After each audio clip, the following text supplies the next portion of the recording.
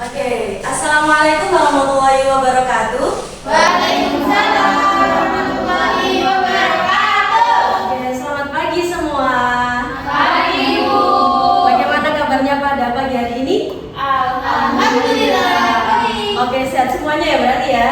Dan sekarang mengikuti pelajaran matematika pada pagi hari ini semuanya ya berarti ya. Siap. Sebelum itu kita awali dengan doa dulu. Ketua kelasnya silakan dipimpin. Feby. Baik, sebelum memulai pembelajaran hari ini, marilah kita berdoa menurut agama dan kepercayaan kita masing-masing. Berdoa mulai. Selesai.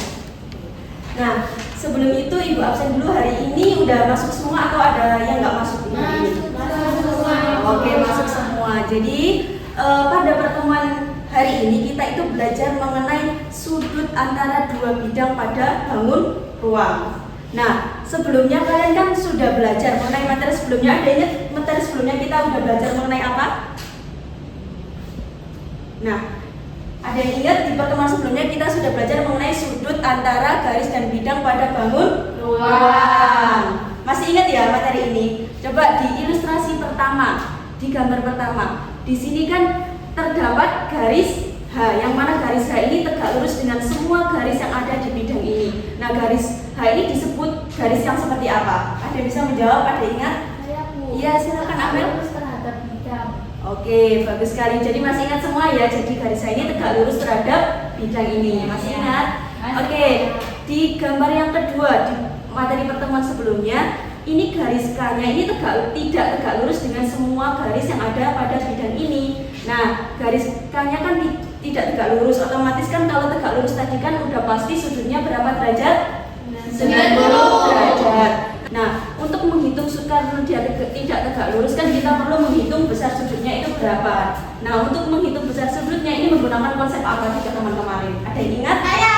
Oke, apa ya? Pakai konsep sudut antara garis dan bidang pada bangun mampu. Oke, semuanya masih ingat ya? Jadi semuanya masih ingat mengenai konsep materi itu ya? Iya, masuk. Nah, ini ilustrasinya yang di pertemuan yang lalu. Nah, sekarang coba perhatikan dulu. Wow, apa itu? Maaf sih.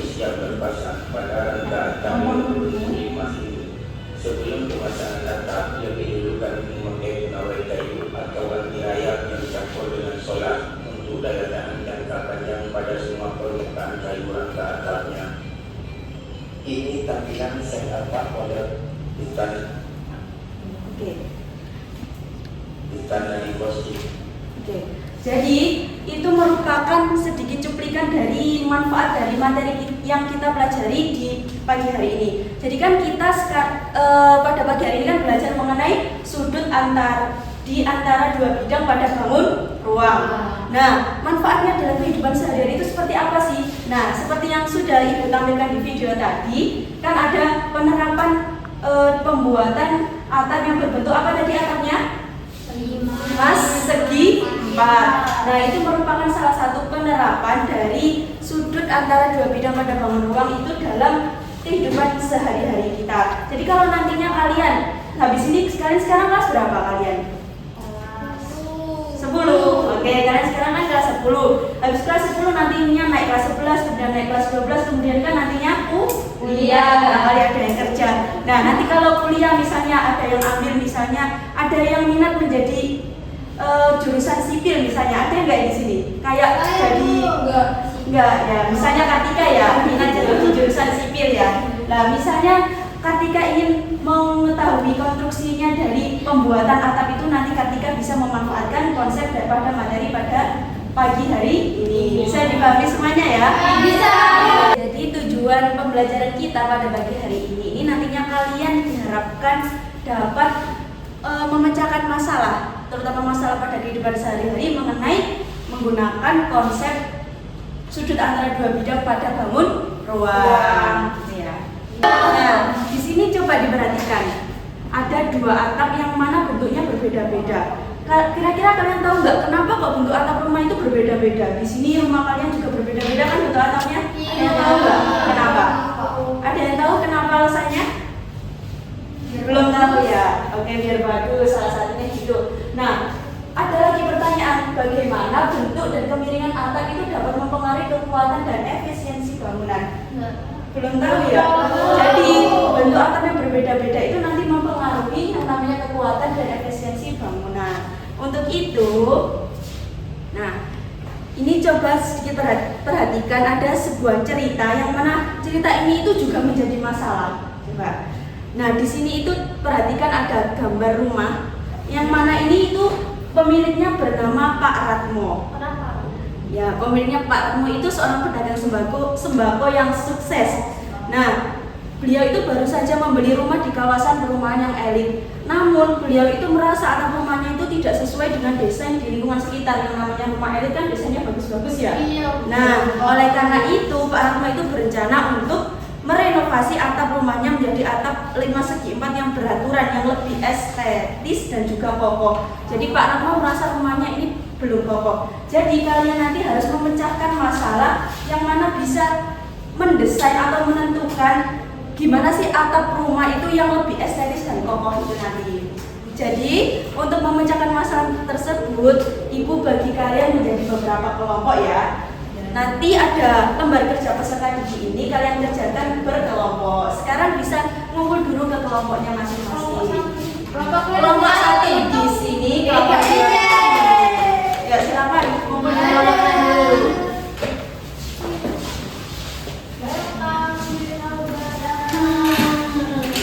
Oke, semuanya udah ngumpul ke kelompoknya masing-masing. Ini Ibu bagikan.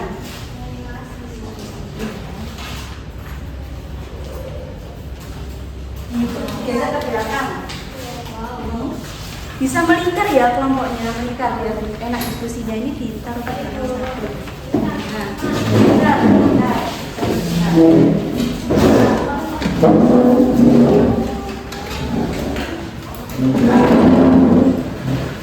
Nah, untuk mempermudah kalian dalam mengerjakan lembar kerja peserta didiknya, kalian bisa scan sumber ajarnya. Jadi bahan untuk kalian bisa mengerjakan masalah itu. Ya, yang satunya buku, yang satunya ada video YouTube untuk memudahkan kalian. Bisa di scan ya. Ayo.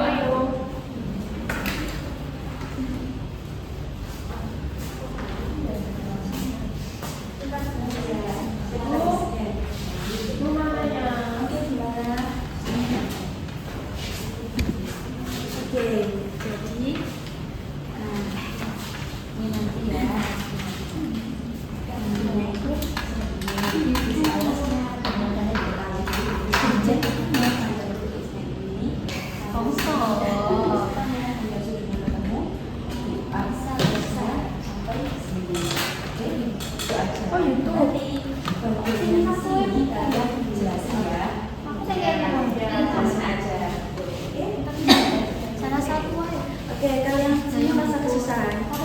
Jadi nanti itu yang di sini terus kemudian yang ini dijelaskan aja, nggak perlu ditulis. Oke. Ada kesusahan?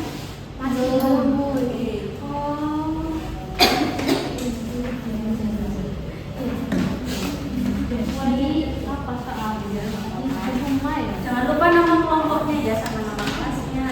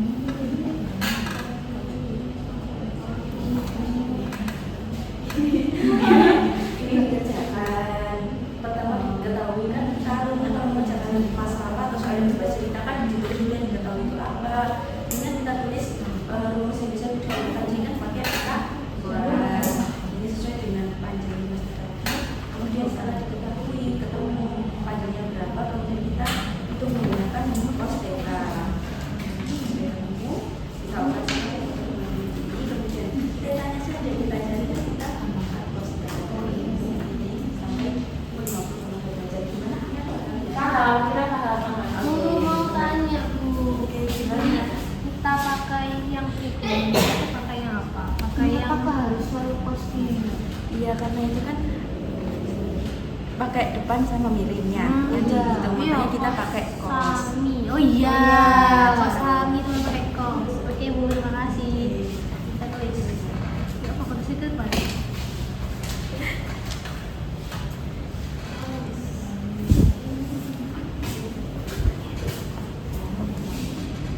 Gimana, apakah sudah selesai semua dari kelompoknya? Sudah selesai diskusinya? Oh, kurang dikit. Oke. Ibu tunggu dulu ya. Kalau udah selesai nanti. Gimana, udah selesai semua ngerjainnya? Sudah. Oke. Sekarang kalau udah selesai mengerjain, nanti tiap kelompok maju ya, menuliskan jawabannya di depan terlebih dahulu. Silakan kelompok 1, kelompok 2.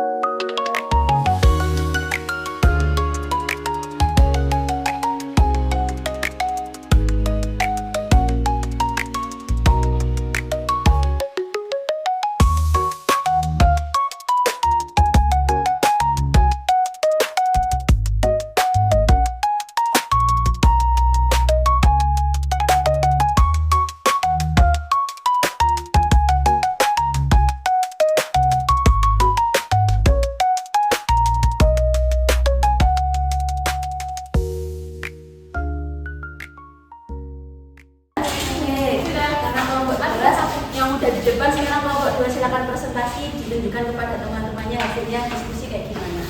Assalamualaikum warahmatullahi wabarakatuh. Kami dari kelompok 2 akan mempresentasikan hasil dari diskusi kami. Nah, yang pertama akan dijelaskan sama Amel.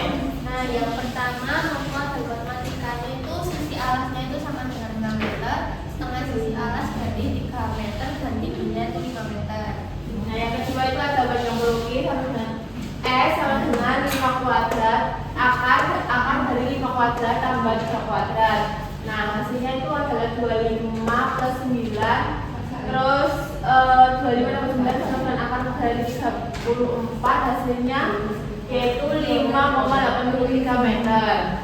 Selanjutnya akan dijelaskan sama Nova.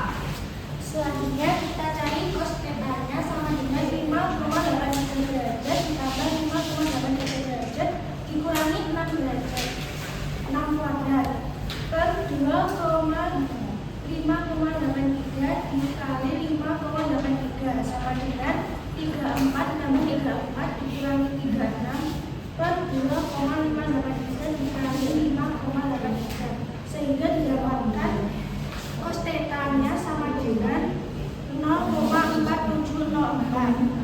Selanjutnya kita cari sudut θ-nya dengan cara atas cos dari 0,4704 sama dengan 50,2 derajat. Oke. Sudah, Bu. Untuk soal nomor 2-nya?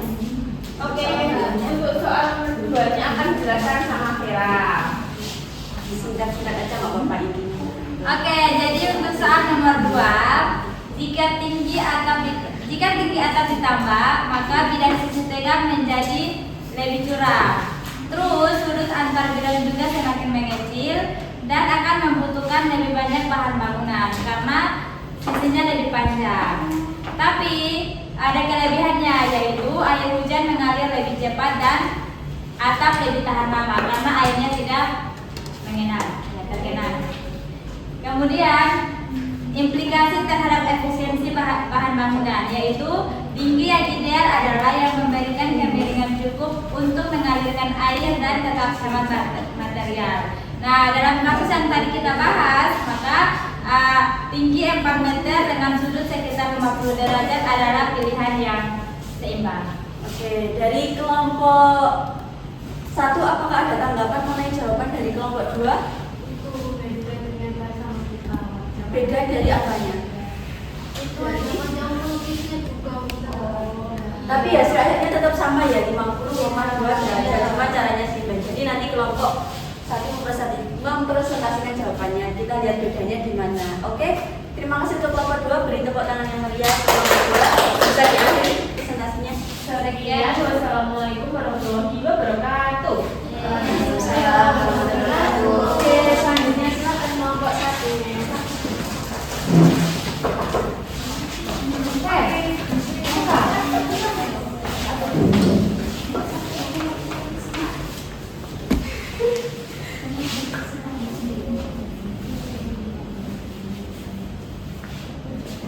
Assalamualaikum warahmatullahi wabarakatuh. Waalaikumsalam warahmatullahi wabarakatuh. Kami dari kelompok 1 akan mempresentasikan hasil diskusi kami terkait dengan masalah yang ada di LKPD. Jadi sebelumnya perkenalkan, nama saya Tika, saya Alda, saya Alia, Saya Bella. Nah, jadi ini adalah hasil diskusi kami. Silakan Kok Bella dijelaskan. Untuk yang pertama, kita menggunakan tinggi sisi tegak dengan rumus akar dari T kuadrat ditambah S per 2 kuadrat, di mana T itu tinggi 5 dan S itu panjang sisi 5. Lalu kelompok kami menggunakan cos theta sama dengan T kuadrat per T kuadrat plus S per 2 kuadrat. Lalu kita mencari tetanya dengan mengarkuskan cos itu dengan theta sama dengan arcus cos dari T kuadrat per T kuadrat plus S per 2 kuadrat. Lalu jika sisinya ini 6, tingginya 4, maka kita substitusikan ke dalam rumus ini. Hasilnya adalah 50,2 derajat. Selanjutnya untuk yang nomor 2 itu jika tinggi atapnya ditambah, nanti bidang sisi tegaknya itu menjadi lebih curam. Lalu sudut antara bidangnya mengecil dan membutuhkan lebih banyak bahan bangunan. Tapi kalau hujan turun itu airnya lebih cepat untuk mengalir ke bawah sehingga gentingnya itu lebih tahan lama. Nah, jika tinggi atapnya itu dikurangi, bidang sisi tegaknya itu menjadi lebih rendah, sudut antara bidangnya semakin besar dan lebih hemat bahan bangunan. Tapi resiko bocornya saat hujan itu juga tinggi. Itu. Oke, bagus sekali presentasi dari kelompok 1. Dimana dari kelompok 2 apakah ada tanggapan untuk kelompok 1? Tidak ada. Oke, tidak ada. Oke, beri tepuk tangan dulu untuk kelompok 1. Silahkan ditutup dulu presentasinya. Iya, presentasi dari kami. Wassalamualaikum warahmatullahi wabarakatuh. Waalaikumsalam warahmatullahi wabarakatuh. Oke, jadi Ibu rasa penjelasan dari dua kelompok ini sudah sangat lengkap ya mengenai cara menghitungnya tadi. Nah, ini tuh perbedaannya cuma di bagian caranya, tapi pada intinya ini keduanya ini memiliki jawaban yang benar ya semuanya. Oke, jadi semuanya udah paham ya cara menentukannya dan memecahkan masalah ini menggunakan konsep sudut antara dua bidang pada bangun ruang. Sudah paham ya? Sudah, Oke, Bu. kita ulas sedikit aja. Nah, tadi kan bidang bangun ruangnya kan berbentuk 5 segi 4. Atapnya tadi kan berbentuk 5 segi 4 ya pada permasalahannya. Nah, yang mana ini kan memuat banyak bidang. Coba kita ambil di bidangnya, misal ada bidang T, DA sama bidang T, BC ya, misal gitu ya. Kan keduanya ini berpotongan di satu titik yang sama yang namanya titik, yang paling atas namanya titik apa? T. Nah, ini juga memiliki garis tinggi, kita tarik ke sini kan garis tingginya misal garis tinggi TP. Kalau di sini kan garis ini diperhatikan dulu dong. Kalau di sini kan ada garis tinggi TQ. Nah, keduanya ini kan membentuk sudut yang namanya sudutnya kan di daerah sini. Makanya dapat kita hitung tadi menggunakan cos itu tadi. Oke ya. Jadi kalian tadi udah paham semua ya mengenai tata cara penggunaan konsep dari sudut antara dua bidang pada bangun ruang, sudah paham semuanya ya? Nah, kalian ada yang bisa menyimpulkan nggak kegiatan kita pada hari ini atau pembelajaran kita pada hari ini? Oke, silakan Bella. Tadi kita sudah memecahkan masalah terkait sudut antara dua bidang. Ada bangun ruang. Oke, jadi benar sekali yang sudah disampaikan Bella tadi. Jadi kita tadi udah dapat menggunakan konsep dari sudut antara dua bidang pada bangun ruang. Nah, selanjutnya kalian kan udah paham semua nih mengenai materi hari ini. Selanjutnya Ibu ada sedikit kuis untuk kalian dikerjakan bahwa ini duduknya bisa ada ke depan semuanya. Coba satu lembar kertas dikeluarkan, kemudian bisa ditulis langsung jawabannya, nggak usah soalnya nggak usah ditulis nggak apa-apa. Namanya ya. Iya, jangan lupa nama dan juga masnya ya.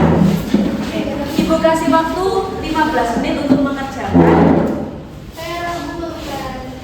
Nggak boleh diskusi sama temennya, harus dikerjakan secara mandiri ya. Baik Bu, siap.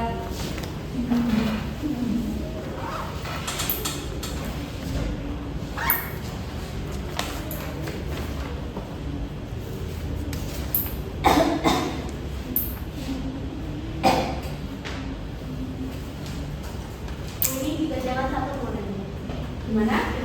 Jadi jangan dua-duanya dong. Ya, Bu, boleh buka Google nggak? nggak boleh, harus dikerjakan secara mandiri berdasarkan materi yang udah kita pelajari tadi. Baik, Bu.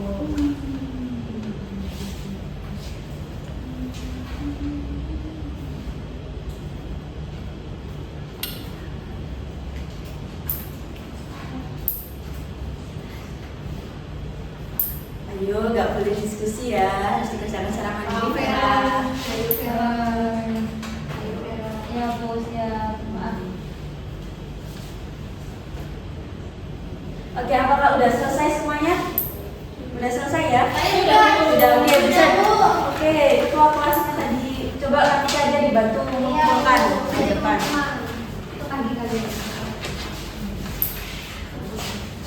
Ibu bentar, Bu. Ayo, apa jauh banget? Bentar.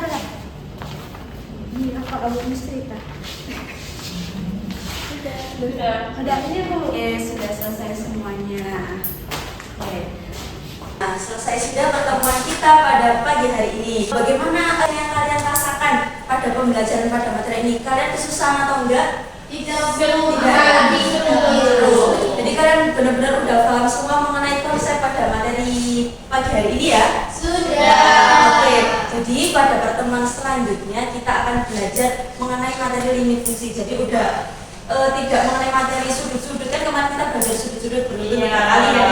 Nah, sekarang kita udah ganti materi di pertemuan selanjutnya mengenai limit fungsi. Jadi jangan lupa belajar dengan baik, karena kan ganti materi otomatis semuanya berbeda. Jangan belajar di rumah ya. Oke, mungkin itu saja pertemuan kita pada hari ini. Sampai jumpa di pertemuan selanjutnya. Semoga kita tetap bertemu dalam keadaan sehat walafiat semua. Amin. Sebelum kita akhir pertemuan pada hari ini, doa dulu sesuai dengan agama dan kepercayaan masing-masing. Ya, sekian dari Ibu. Wassalamualaikum warahmatullahi wabarakatuh.